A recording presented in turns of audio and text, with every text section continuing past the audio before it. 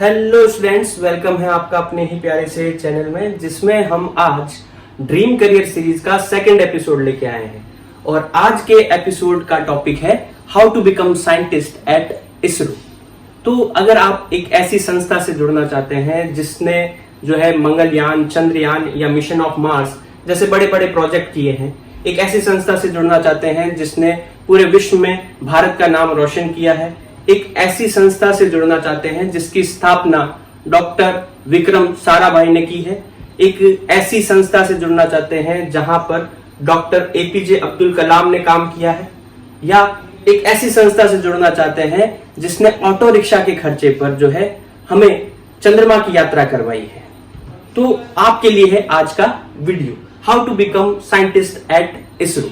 तो इस वीडियो में हम ये देखेंगे कि इसरो में ज्वाइन करने के लिए हमारे पास क्या एलिजिबिलिटी होनी चाहिए, क्या योग्यता होनी चाहिए, इसरो का सिलेक्शन प्रोसीजर क्या होता है, इसरो पर जो है काम करते समय हमें क्या सैलरी और क्या सुविधाएं मिलती है, इसके अलावा इसरो में ज्वाइन करने के लिए हमें क्या टिप्स और क्या मोटिवेशन होना चाहिए, उसके बारे में हम इस वीडियो में डिस्कस करते हैं।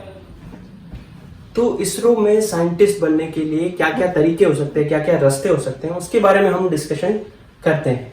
मतलब हमें क्या एलिजिबिलिटी प्राप्त करनी पड़ेगी और क्या प्रोसीजर होगा, उसको पूरा डिटेल में समझते हैं। ठीक है, तो हम शुरू करते हैं कहां से, 10+2 से। मतलब जब बच्चा 12वीं कर लेता है, 12वीं भी कौन से स्ट्रीम से करता है, साइंस से, और साइंस में भी क्या, पीसीएम, फिजिक्स, केमिस्ट्री और मैथमेटिक्स उसके सब्जेक्ट हैं।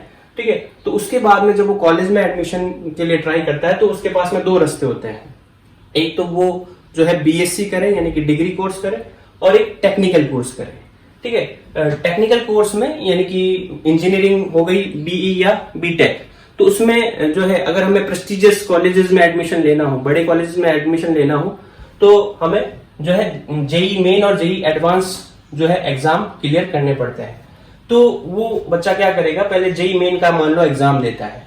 जेई मेन का एग्जाम देकर अच्छी रैंक आने पर वो जो है किसी भी एक जो है स्टेट लेवल पर जो भी अच्छा कॉलेज है उसमें वो एडमिशन ले सकता है। लेकिन अगर उसकी रैंक अच्छी आई है और वो आईआईटीज में या और अच्छे कॉलेज में एडमिशन लेना चाहता है तो वो जेई एडवांस का पेपर देता है।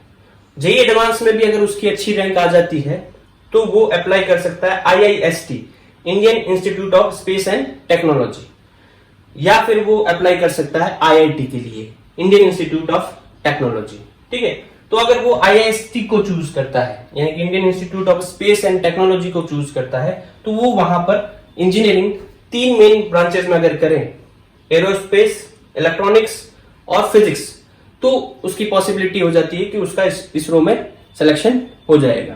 तो वो वहां पर इंजीनियरिंग कर रहा है और अच्छे परसेंटेज ला रहा है, अच्छे मार्क्स स्कोर कर रहा है, अबव 70% मार्क्स स्कोर कर रहा है, तो अगर वो इसरो के लिए अप्लाई करता है तो इसरो उसे सीधे सीधे एज ए साइंटिस्ट अपॉइंट कर लेगी। तो मतलब इसरो में जाने का सबसे जो आसान तरीका है किसके लिए, जो 10+2 में अभी स्टूडेंट, उनके लिए क्या है कि वो तैयारी करे किसके लिए, जेई मेन के लिए, जेई एडवांस के लिए, और वो टारगेट बनाए किसको, IIST यानी Indian institute of space and technology. तो उसका जो है इसरो में जो है डायरेक्ट सिलेक्शन हो जाएगा। अच्छे थ्रू आउट अगर वो अपना एकेडमिक रिकॉर्ड अच्छा रखता है तो उसका इसरो में डायरेक्ट जो है वो सिलेक्शन हो जाएगा। अब मान लो कि जो है वो जेई एडवांस करके IIT में चला गया है। ठीक है, तो IIT में भी जो टॉप के कैंडिडेट होते हैं, वहां पर जो एग्जाम होते हैं, 4 साल का जो कोर्स होता है, वहां के जो टॉपर्स होते हैं उनको भी इसरो जो है वो डायरेक्ट रिक्रूट करती है। मतलब वो हर एक ब्रांच में से 4 से 5 टॉपर्स को इसरो जो है डायरेक्ट रिक्रूट करती है। वहां कैंपस प्लेसमेंट होता है, वहां इसरो जो है उनका डायरेक्ट सिलेक्शन कर लेती है। अब मान लो वो IIT में उनका नहीं हुआ और वो एक जो है नॉर्मल स्टेट लेवल पर अपने जो इंजीनियरिंग कॉलेज है उसमें ही स्टडी कर रहे हैं, तो वहां से वो इसरो में कैसे जाए। तो देखो, वहां से इसरो में जाने के लिए उन्हें थ्रू आउट जो अपने 4 साल का कोर्स है इंजीनियरिंग का, उसमें मिनिमम 65% तो लाने ही होंगे, मिनिमम 65% से अबव तो लाने ही है। और अगर वहां पर जो है वो CGPA स्कोरिंग है तो उसके 6.84 से ज्यादा CGPA होने चाहिए आउट ऑफ 10, तब वो एलिजिबल होगा इसरो में एज ए साइंटिस्ट अपॉइंट होने के लिए। फिर वहां पर ये एलिजिबिलिटी के साथ साथ उनको एक एग्जाम क्लियर करना पड़ेगा, आईसीआरबी। आईसीआरबी यहां पर क्या है, इसरो सेंट्रलाइज रिक्रूटमेंट बोर्ड। ये एक एग्जाम कंडक्ट कराती है, पर ईयर कंडक्ट कराती है, और जनरली ये एग्जाम अप्रैल के मंथ में होता है। इस एग्जाम में जो है 90 मिनट का ये एग्जाम होता है, जिसमें 80 ऑब्जेक्टिव क्वेश्चंस पूछे जाते हैं। इसमें जो कैंडिडेट सेलेक्ट होते हैं उनका इंटरव्यू लिया जाता है, और वो अगर इंटरव्यू में सेलेक्ट हो जाते हैं तो उन्हें एज ए साइंटिस्ट इसरो में अपॉइंट कर लिया जाता है। ठीक है, तो ये एक तरीका हुआ। अब मान लो कि हम उन स्टूडेंट्स की बात करें जिन्होंने कोई टेक्निकल कोर्स नहीं किया है। ठीक है, उन्होंने क्या किया है, बीएससी किया है। तो बीएससी के बाद में वो इसरो में कैसे जाए? तो बीएससी कंप्लीट करने के बाद में इसरो एक पोस्ट और निकालती है, साइंटिफिक असिस्टेंट। ठीक है, साइंटिफिक असिस्टेंट की पोस्ट के लिए जो एलिजिबिलिटी होती है वो बीएससी होती है। तो बीएससी में आपके थ्रू आउट अच्छे परसेंटेज बने हुए हो, अबाउ 65 परसेंटेज बने हुए हो, ठीक है, तब आप इस पोस्ट के लिए अप्लाई कर सकते हैं। इसका जो है इसरो एग्जाम कंडक्ट कराएगी। उस एग्जाम को अगर आप क्लियर कर लेते हो तो आप साइंटिफिक असिस्टेंट बन जाते हो, और वहां पर आप एज ए साइंटिफिक असिस्टेंट रहते हुए आप आगे की पढ़ाई कंप्लीट कर लेते हो, जैसे एमएससी कर लेते हो या पीएचडी कर लेते हो, एमएससी और पीएचडी कर लेते हो, तो आप जो है आपका जो प्रमोशन होकर आप जो है साइंटिफिक असिस्टेंट से क्या बन जाएंगे, साइंटिस्ट बन जाएंगे। ठीक है, तो एक रास्ता ये हो गया कि अगर आप बीएससी कर रहे हैं तो इस तरह से आप साइंटिस्ट बन सकते हैं। उसके अलावा अगर कोई टेक्निकल कोर्स में इंजीनियरिंग नहीं करके डिप्लोमा कर रहा है, मतलब पॉलिटेक्निक कॉलेज में आईटीआई की कोर्स पढ़ रहा है, ठीक है, तो डिप्लोमा जो है उन्होंने कर लिया। ठीक है, 3 साल का डिप्लोमा होता है।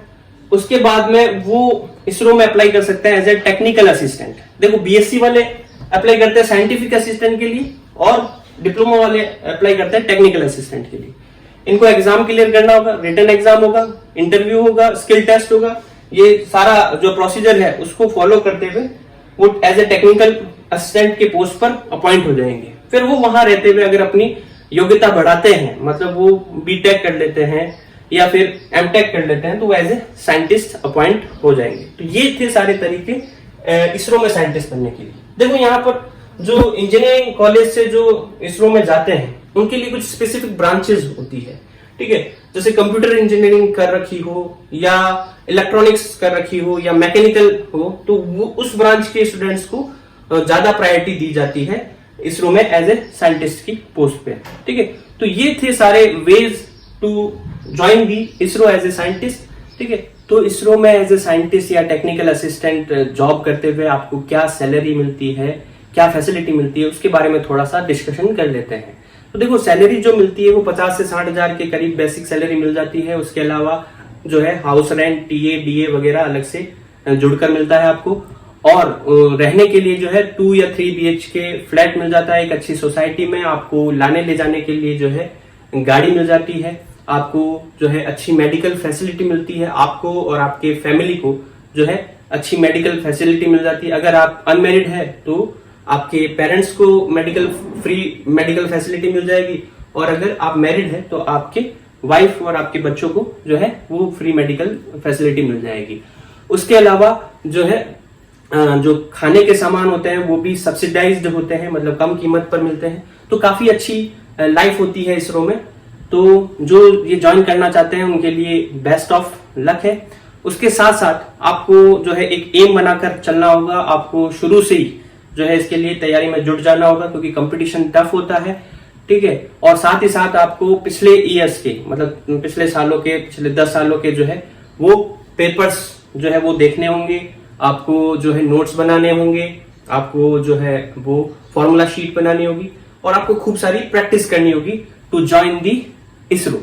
ठीक है, तो मिलते हैं हम नेक्स्ट वीडियो में एक नई जॉब के साथ में। तब तक के लिए stay home, stay safe and be prepared for future.